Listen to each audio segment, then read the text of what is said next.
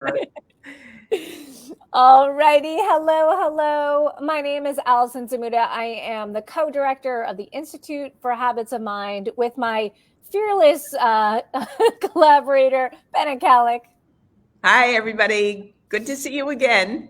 And Art Costa, who is our third co-director, is not able to join us in this conversation, but he is going to be part of our big conversation that we are absolutely thrilled to announce on April 4th and 5th. We are going to be in California Fifth and doing, sixth. oh, 5th and 6th. I apologize. Sorry. 5th and 6th, Friday and Saturday. And the opportunity to actually hear from Art, Bennett, myself, as well as powerful practitioners with the habits of mind for a couple of years, including the people that we are so fortunate to have on this LinkedIn Live call right now.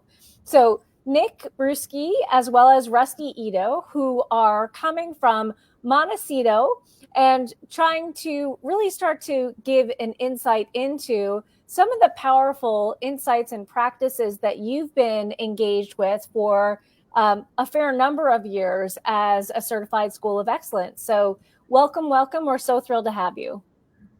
Thank you for having us. We're delighted to be here. Fantastic. And I also want to clarify as well that you have been so gracious to offer a pre-conference site visit on Thursday, the day before the conference is actually launching, so that you can actually start to see what Habits of Mind looks like and feels like in action. So let's go ahead and get started with our first question, really starting to just give a little bit of a rewind button and start to think about what were some of the original reasons as to why Habits of Mind seemed like such a good fit for your school community. Nick, why don't you get us started? Yeah, thank you. I've been at our school for 14 years now, and it started as a grassroots effort a few years before I arrived. We've always been a school with teachers of excellence who are always looking for the best and the brightest, and the things that are really going to push our students to be ready to take on the future. And we had a small core group of teachers who stumbled upon the habits of mind, and were really convinced that as a school we had this kind of moral obligation to empower these students to become, our mission statement is to launch inspired thinkers who will positively impact the world. And it's great to teach them math and reading and science and social studies, but as all the latest research is coming out, kids need so much more of these softer skills to be successful in their lives, to be problem solvers, to be critical thinkers, to be partners, to be kind, to have respect and integrity. And that, we wanted a more formalized curriculum to really educate our students and prepare them to be productive citizens in life outside of the classroom. And Nick, Art and I wrote a blog at one point, or an article, I guess it was, in which we said the soft skills are often the hardest skills to learn. Would you agree? Absolutely. Yeah. There's no textbook on this. I know Habits of Mind has many books out there that really help, but there's not a teacher's guide and a curriculum that you can turn a page. But I think that's also what makes it so powerful, is that it's a set of ideas that transcends any particular curricular content area. It's fascinating too, Nick, because when you're starting to clarify not only just the flawlessness of how you stated your mission, so not only do you know it by heart, you're actually starting to think about how do we balance the idea of habits of mind with our core academic areas of focus. So the opportunity, especially from a school with teachers that are incredibly capable, I'm sure you have students and families that have high aspirations for their own lives, and to try to sort of think about that delicate balancing act. So how is that felt like as faculty as well as students and families have been immersed in it? Yeah, I think, one of the biggest challenges with modern schooling is that time is our most precious resource, right? We have an abundance of standards to cover and curriculums to learn to use. And, as a school, we made a really conscious effort to really promote integration in all senses of the word years and years ago. So when we're reading in science, we're practicing our nonfiction reading skills as well as social studies. And the habits of mind is just one other area where we've been I think, very successful in doing so. And largely to Rusty's credit is he's created these really expansive and detailed roadmaps. Rusty, why don't you talk a little bit about the roadmaps and how those kind of integrate the learning into the classroom setting? Yeah, thanks, Nick. So, we're very fortunate in that we have an incredibly skilled staff, and they're highly invested in the character education of our students. And so, to be able to use the habits of mind to provide a skill set for our students as they are here at our time in Montecito Union and then out in the world is incredibly powerful. So we have come up with 5 core habits that we use throughout the year, and we cycle through them twice a year, persisting, managing impulsivity, taking responsible risks. And so each month we dedicate habits, and there are sub-habits, so we cover all 16, to be able to support the growth of all of our students. And so with each month, there's a monthly roadmap that has what we call our Mustang meetings or classroom meetings that focus around those habits, around all the habits and other skill sets to really empower our learners to be academically successful, but also socially and emotionally successful at the same time. And so in the beginning, years ago, when people say take time to make time, we really invested the time and energy into building the habits as character education at our school and our district. And that allowed our students and our families too to have that common language and path and journey, because you hear from parents, my kid told me, we need to manage your impulsivity better. I thought flexibly when I was, coming up to this problem. And to hear the families share that is really a testament to all the work that the staff does in pushing and promoting and really supporting the work of the habits of mind. Before we keep having the conversation, I just want to also say that anybody that wants to pose a question or add a comment or an insight based on what you're hearing so far, go ahead and add that in the chat, whether you're seeing this on LinkedIn or you're seeing it on Facebook or any other social media channels. Again, any questions or insights you have, please go ahead and offer that insight. So Nick, you were going to say, I apologize. Yeah, kind of connecting back to this idea of like integration, right? And how do the habits of mind live within a school, and time being that precious resource. Our teachers and through Rusty's roadmaps have become really fluent in this language, and with repeated and constant exposure, our students and our families have as well. So it's very intentionally integrated into our curriculum, right? When our kindergartners read about the little engine that could, it's connected to persistence. And, if a 5th grader is independently, reading Harry Potter, they can talk about the habits of mind that, helped him be most successful, while there might be other habits that they might say, hey, he could really work on these areas. Our kids are using the habits of mind as self-reflection tools, and our report card is aligned with the habits of mind. All that to say, when the art teacher and the music teacher and the Spanish teacher are using the habits of mind, when our math specialists are reminding teachers about striving for precision accuracy or communicating with clarity and precision around their answers, when the habits of mind become so integrated, it doesn't feel like it's taking up more time, right? It's not a 30-minute lesson 3 times a week. It just lives and breathes in all areas of the curriculum. And I think that's really, really critical to successfully implementing the habits of mind, right? You can't, we have our habits of the mind, the month, the month of persistence here, which I think is really important for that messaging, but it can't just be that. It's got to transcend into all other areas of your curriculum. Benna, what is popping out to you right now? What are one of the insights or 2 of the insights that you're hearing that really is resonating, not only with you, but also might be helpful to listeners to echo or emphasize? Well, I think you touched on something that we get asked all the time. 16, that's just too many. How are we going to manage 16? And I think what you're saying with your roadmap, Rusty, is, you don't have to do all 16 all at once. You can cycle them. You can make them available.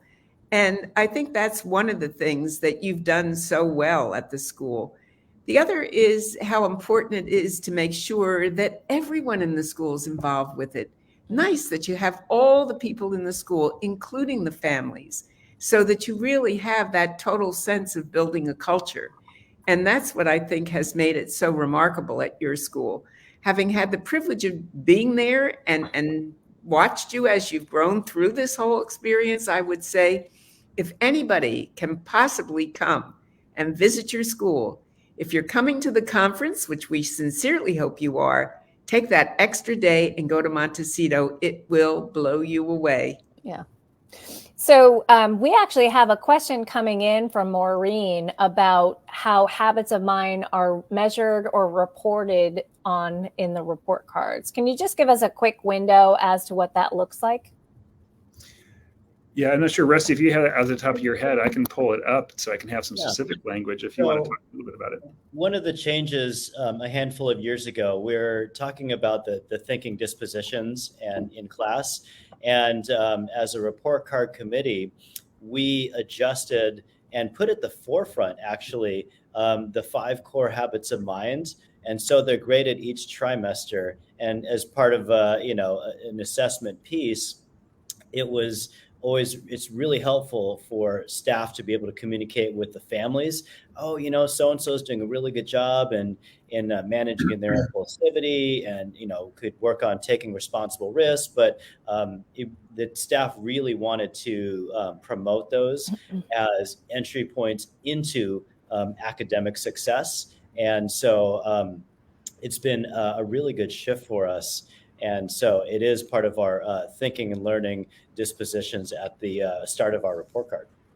And I was able to pull that up. Thank you, Rusty, for filling in there. So, and Rusty reminded me, I think that's great to emphasize. We had a report card committee and we really went back to the why. Like, what's our why of report cards? What are we trying to communicate to parents and what messages are we sending? Because everything we do sends messages about what we value. Mm-hmm. And we did make that very intentional decision to have what people would normally call behavior to be the first thing you report on the report card. Usually, it's math and then or reading and then math and science and social studies. And then you kind of have behavior at the end. Well, we actually think these habits are the key to successful learning, right? If you don't have persistence, if you can't think flexibly, if you can't communicate, all the learning that happens after is going to suffer. So front and center, and we actually don't call it behavior, we call it attitudes and approaches to learning. And we don't have all 16 habits of mind, and it's not only 16 habits of mind. But we do have manages impulsive behavior is one of a line item that gets a grade, a 1 or 2 or a 3. So are they, meeting grade level standards for managing their impulsive behavior? Are they approaching, or are they needing improvement in that area? We have demonstrating persistence as a work habit that we report on. We have communicating with clarity and precisions around group interactions. Interacting effectively with others is another through line that gets reported on there. And again, we don't report on all 16 habits, but we do want to communicate to parents like, hey, here's some critical skills your kids needs not only to learn, but to be a successful participant in this classroom. And here's where they're excelling. And here's some areas we want to work on together. So it's really important, I think, when I hear you talk, Nick, and I know, I think it's really important to realize that those behaviors aren't just behaviors, they're learning behaviors. Mm-hmm. And what you're really doing is you're focusing on how to contextualize them in a situation that's very real to both the kids and the parents as well. And I'm just wondering, would you be willing to share some of those report cards? It seems like that's always a question for people.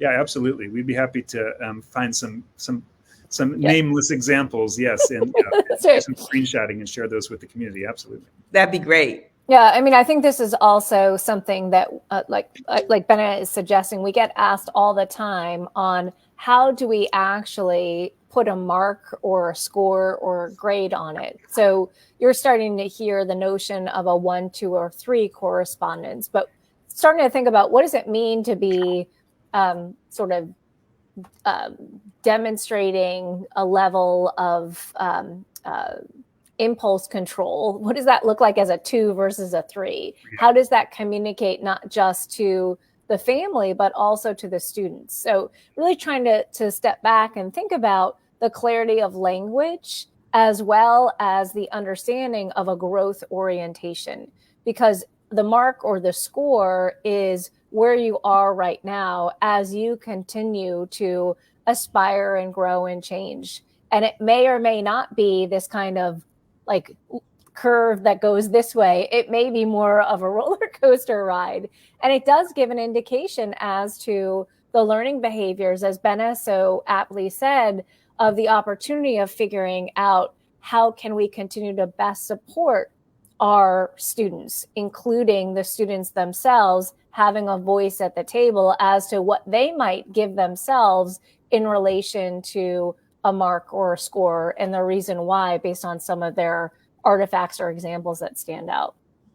So yeah. I also want to just give a heads up, if anyone wants to continue to add in to the chat, any insights or comments or questions for Rusty or Nick, please go ahead and do so. I also, Ben, I want to give a shout out to Karen Boyce, who's actually on Facebook watching. And so we're so excited that you can join us at this early hour in Australia. So thank you. No, she's New Zealand. Oh, New Zealand. Yes. Okay, fantastic. Still early. So, okay, go ahead, Nick.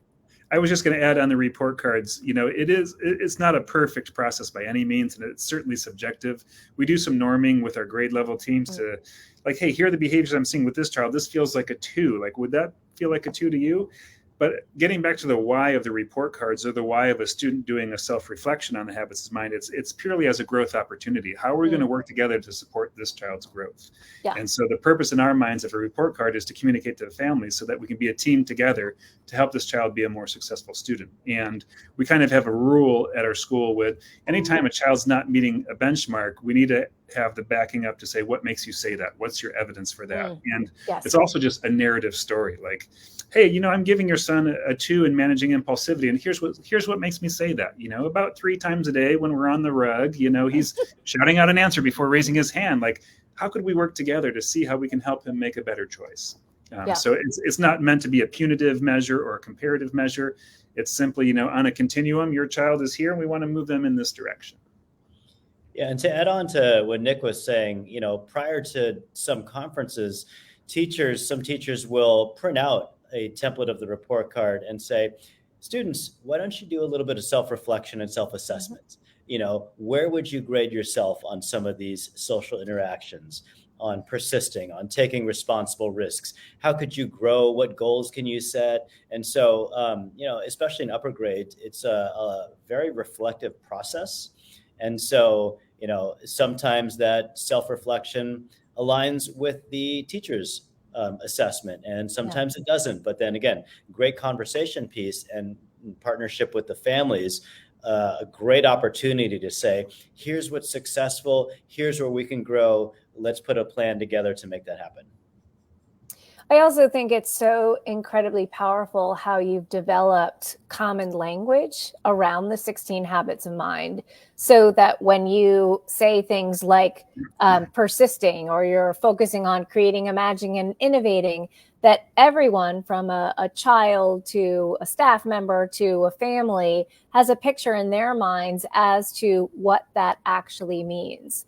So I'd love for you to step back for a moment, and can you talk about a daily practice that you might see, whether it's interactions between a teacher and a student, or conversations that you have one-on-one with family members, or some kind of PTA conversation. So if you could just give us a window into an example or two. So Rusty, why don't you go first, and then Nick can come up with a second example. Yeah, and so I think one of the benefits that we've had is time. In terms of years and practice and building the language in the community, because that is such a powerful piece that we're fortunate to be able to have with the habits of mind. So for me, that might look like the before school or during school or after school interaction with the parents. My child is struggling with this, and it could be, well, how are we going to get them to be more persistent? Or if they're having a tough time with routine, okay, well, thinking flexibly, let's put a plan in place to support them with that. For recess, it might be about thinking interdependently. So there are organic times when managing impulsivity, thinking interdependently, thinking flexibly, all come up in the nature of play. and conflict resolution. Mm-hmm. So for me, there's a lot of organic opportunities that arise just in the natural states of recess and lunch and some like less structured times that are perfect learning opportunities to really connect real life skills and the habits together as opportunities for growth. Lovely.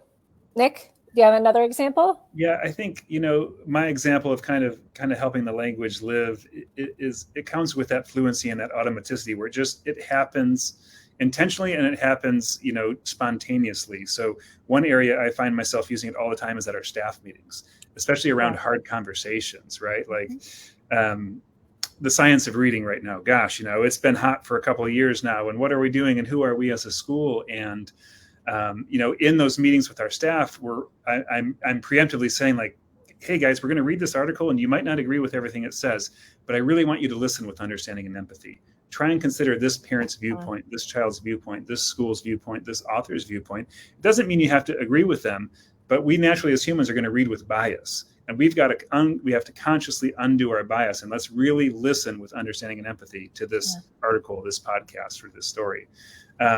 We use it ourselves, Rusty and I, in the same science of reading debate. I didn't communicate well with the staff where they were feeling judged and they were getting the feeling that I thought they were bad reading teachers. And so I had to apologize and say, guys, I really apologize for not communicating with clarity and precision. I know that's something we value.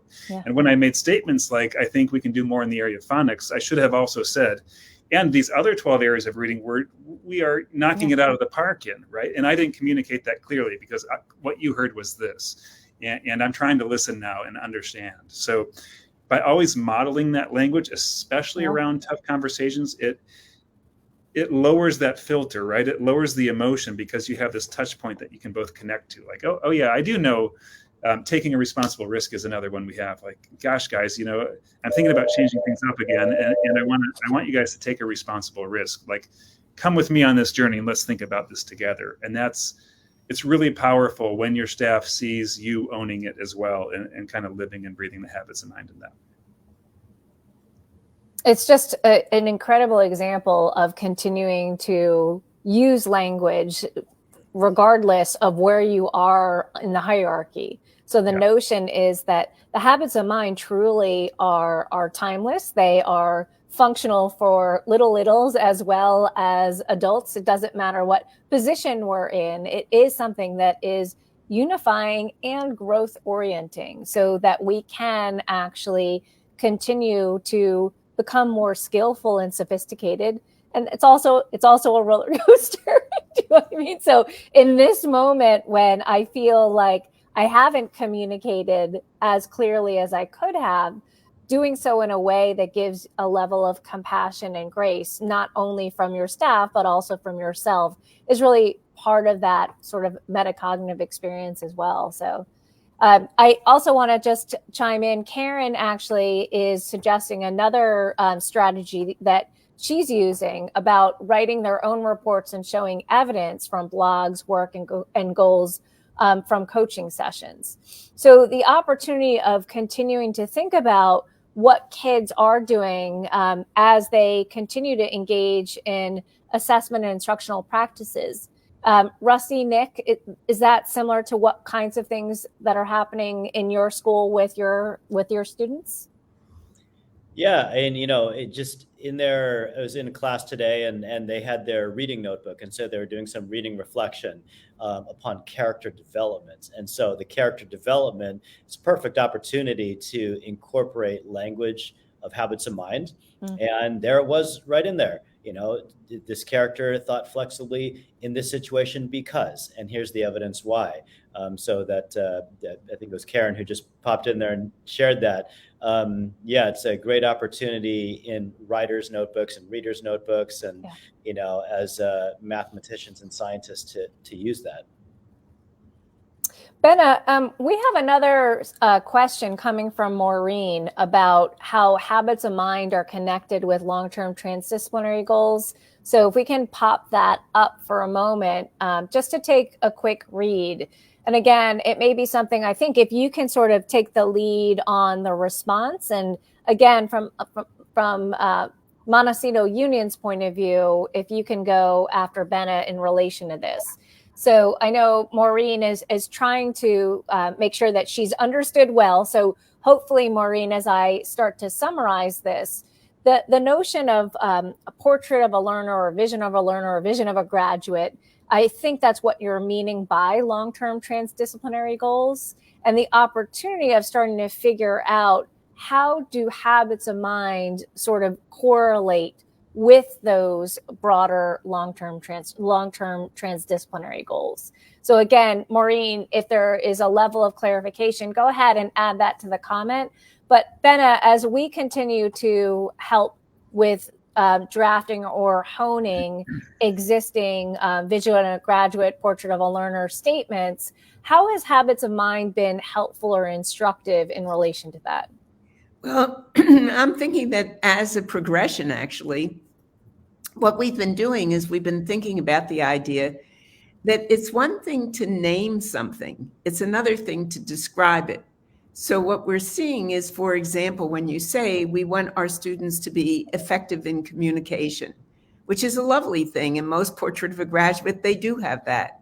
But then what we try to do is describe a progression that starts from the early years all the way out to graduating from high school, if that's a K-12 school, or graduating from Montecito, which is a K-8 school, so that you're really beginning to ask the question, what does it look like when they are progressively growing under our watch, so to speak? Yeah. And so what happens is that we start to use the language of the habit of mind in terms of that. So in the same way that we heard you talk about the report card, it's the same sort of thing of getting a developmental language. What listening with understanding and empathy looks like when you're in kindergarten is quite different from what it looks like when you're in fourth grade, for an example. Yeah. So how do we begin to describe those behaviors differently? One of the things I'm also thinking about, Benna, is where the conference is going to be held in Vista Unified. That was something that we had an opportunity to work on and hone their own portrait or vision of a graduate. And one of the things that we did is we started to use the language of the habits of mind to help craft those descriptors. So the notion of really wanting to have a more globally active citizen, and the idea and the opportunity of having that description using some of the phrasing of the habits of mind that's very much integrated into that, as opposed to the habits of mind being the sort of the set of 16 to be the portrait of a learner or a graduate. So I think, as you can, if you're interested and excited to come join us in our conference on April 5th and 6th, one session will actually be focused on just that, of paying attention to what a portrait of a learner or a vision of a graduate looks like, and how habits of mind can continue to help exemplify or embody language that is clear and compelling and actionable for students, staff, and families. So yeah, go ahead. I was just that's a really interesting question, thinking about, progressions, and a really difficult endeavor considering all the different contexts that you're using the habits of mind in. I think Right. At Montecito Union, we don't have a specific, bullet point progression for each of the areas. I think we rely on the teachers and their expertise and their colleagues to kind of determine about, hey, what is typical for a peer of this age, right? Like, thinking interdependently at the kindergarten level, it's a struggle to get 5-year-olds to turn and talk to one another, right? Hey guys, we just read the story. What would you predict is going to happen next? Turn and talk with a neighbor. That Right. takes, weeks and weeks, if not months of training to a 5-year-old. And when we have our 6th graders running book clubs and we want them to have thoughtful discourse about a novel and the characters and the tensions and the underlying themes, that thinking interdependently is very, very different. And those are just 2 quick examples. If you went to science projects and learning to play a violin and it would be really difficult to write a progression. But I think, as people using common sense and having your peers to bounce ideas off and, hey, what do you think? Do you think this child is where they need to be? And how would you help them get to the next level? Those conversations are extremely valuable as well. So that's leaning into another question that we have for you is how do you get faculty to be knowledgeable about habits of mind as a new staff member, for example? So the opportunity to get them acclimated, but also be part of the professional conversations with their other PLC peers. Oh, that's a hard and an easy question. It has to be everywhere, right? It's in everything you do. It's in your weekly bulletin. We're practicing using these words. It's in our staff meetings. It's we have a Friday flag, once a month, get the whole school together, introduce the habit of the month. But I think on a more formal level, if you're in the very beginning stages, clearly they have to be visible across campus. But a solid book study to really understand the why, right? Like nobody wants to do anything before understanding the why. It's one more new initiative. Why should I do this? There are so many great books out of the habits of mind. Raising Caring and Capable Kids with the Habits of Mind comes to mind right away. And I'm sure Bennett could recommend some others, but a good book study and even inviting your parents into that book study would be a great way to at least introduce, like, here's why we're thinking about this work. I don't know, Rusty, you live and breathe this work on a daily basis more than I do. Anything else that you would add to that? Yeah, I mean, Nick, as you talk about book study and Friday flag and it just being present, Nick had mentioned everything we do sends a message. And we want to send the message that habits of mind are highly valued and incredibly important, just kind of the way of life here at Montecito Union School. And so, for example, if an instructional assistant is hired on, might send them the website and say, check out these habits, in kind of bits and pieces, but then also explicitly go over and have that conversation for a few minutes at a time here and there of, hey, like habits of mind, let me give you some background on them. Here's why they're important. And here's what I want you to notice when you're in the classroom. Here's some of the language you can start to use when you're supporting kids on the playground or in small groups or in their individual work through habits of mind. Here's the language I might want you to use. So, there's a coaching aspect to it too. But again, it's partially also hey, be aware of your surroundings and check out just kind of the essence of everything here. And you'll get a good feel and a sense for it and the value that we place upon it. So when you're seeing the same kind of conversation now with students, when students are brand new to the school, whether they are starting in kindergarten and they're getting acclimated, whether they are joining in as a third grader or a fifth grader, how do you get them acclimated into the 16 habits without making them feel overwhelmed? So Rusty, I'm imagining already the roadmap, for example, the focus on one habit at a time actually definitely helps. But are there any other strategies or approaches that you've seen to be really impactful for kiddos? Well, we're so fortunate again here that our staff uses the language in such a regular manner that the kids will just naturally pick up on it. And if not, then either peers or other adults can really explicitly go and give them the coaching opportunities to say, here's what I'm talking about when I mean, thinking interdependently and thinking flexibly. So it's that, and then our whole school Friday flags. We send newsletters home to families to make sure that there's a homeschool connection. So hopefully families can read and learn about habits of mind, especially new families, and start to use that language at home. And then it becomes a really supportive homeschool partnership in that way. And so, but, especially in upper grades, kids have picked up pretty quick based on just what they hear and what they see around them. So may I just ask one of you, maybe Nick, it's your turn. Why don't we just ask you, talk a little bit about, just for a moment, the creating, imagining, and innovating that took place when you're not only using the language, but the imagination of the murals that you have in the school.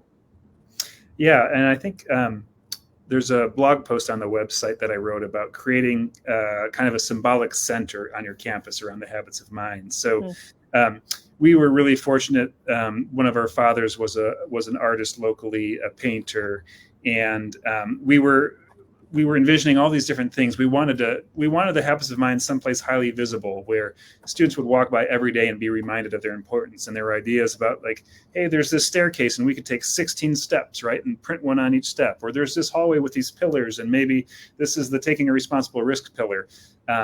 And what we ended up choosing was we had a large wall right next to one of our most highly utilized eating areas, right? Eating is this social endeavor and people around and they're talking. And it was also a beautiful aesthetic where this dad, with the help of 30 of our students in an after school, a free after school class, created this beautiful mural that both, spoke to the habits of mind as well as our local context. So it was all local flora and fauna, trees and animals and things of that nature. There were 16 waterfalls built into the mural, which kind of represented each of the habits. And then within a tree branch, it might, have inscribed managing impulsivity. And in a cloud, there was taking a responsible risk.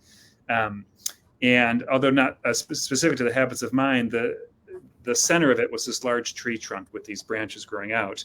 And Rodin's The Thinking Man is kind of hidden in the bark of the tree, because kind of getting back to the metacognition being at the center. As we name these things, as we give them language, we empower our students to be more thoughtful about the type of people where we are. And the beautiful thing about this particular location is, as you look down this hallway with the mural at the end and this tree, we have real trees whose branches kind of look like this canopy that these habits of mind fall underneath. So again, it's just every time I take a new family on a tour who's thinking about coming to our school, you walk by that mural, you have to talk about it. Like, what is exactly this? And then you're sending messages to these families from the very first interaction. Here's something we honor and believe at Montecito Union. We think this is as important as reading and writing and science and math. This is what we want your child to walk away with after 7 years with us, which is a powerful way to kind of enculturate them into the power of the habits of mind. Nick, I mean, it's so incredibly inspiring, and I can't wait to see it in person when I'm there. I did actually go on a detective hunt, and so I actually found it. So it will be in the comments momentarily, but even just the visual of that image is just breathtaking. And I think it's another way of continuing to get people starting to see, as you started suggesting right in the very beginning, both Nick and Rusty, the interplay between habits of mind and everything else continues to paint a very well-rounded, whole child, authentic experience, an authentic learning experience for them. So they don't see that they're doing academic in one lane and sort of behavioral stuff in the other lane. The thinking dispositions actually show up, whether you're in recess or you're in math class and doing a math talk, or you're in reading and you're doing some kind of reading response journal. It still continues to be a vibrant, powerful part of that experience. So, and I think super cool. Yeah, what I would refer to as low-hanging fruit. You find those connections really easy. Like in math, striving for accuracy and precision. It just makes sense. In math, you need to strive for accuracy and precision. But in math, you also have to communicate with clarity and precision, right? How many teachers have struggled with getting the kids to show their work? And when teachers are empowered, everyone at your school, kindergarten through 6th grade, is sending messages about being accurate and precise and communicating your thinking clearly. When those kids get to 6th grade, they look a lot different than a child who didn't have, 6 prior years of those two habits interwoven with math consistently. There's similar, habits that just work really well with science, responding with wonderment and awe to the natural life around us. I think, again, finding that low-hanging fruit can be really easy entry areas for schools that are new to this and teachers who are new to this, because it makes sense and they'll see a difference right away in how the kids respond to the work. Awesome. So again, I think anybody that wants to add on some strategy or practice that really has helped clarify the power and the integration of habits of mind in your school or in your organization, go ahead and add that in the comment. I think it would be helpful to turn to think about the conference for a minute or two. So Nick and Rusty, what are you actually excited or energized to hear more about or learn more about, whether it's from Benna or Art directly, or the kind of conversations that you're really sort of leaning in and trying to make sense of as a school that has been incredibly powerful in using habits of mind for a long period of time, but that doesn't mean you still don't have room to continue to evolve and grow. So what are the topics or areas of focus that you're hoping to sort of become a little more immersed in? Yeah, I'll go ahead and go. I mean, we, again, have been so grateful and so fortunate to have been able to implement so many tools and strategies to support habits of mind with our students. I'm really looking forward to connecting with other professionals from other schools and other countries, and different just locations about what do they do, how does it work for them, pick their brains, and to be able to share as well in our successes and our growth opportunities, and also to think about next steps.